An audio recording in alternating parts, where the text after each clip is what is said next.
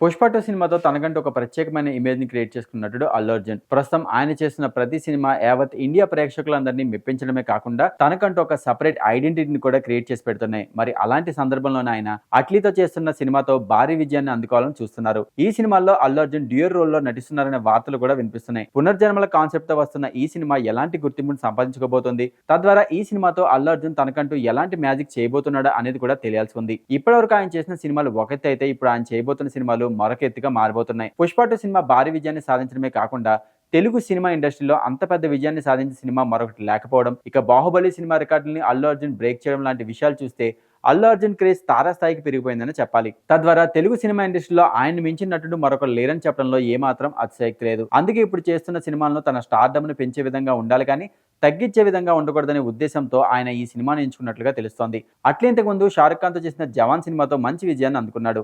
ఈ సినిమా గురించి చాలా గొప్పగా చెప్పే ప్రయత్నమే చేశాడు. అల్లు అర్జున్ చేస్తున్న సినిమాతో పునర్జన్మల కాన్సెప్ట్ చాలా సెన్సిటివ్‌గా డీల్ చేయబోతున్నట్టుగా కూడా వార్తలైతే వస్తున్నాయి.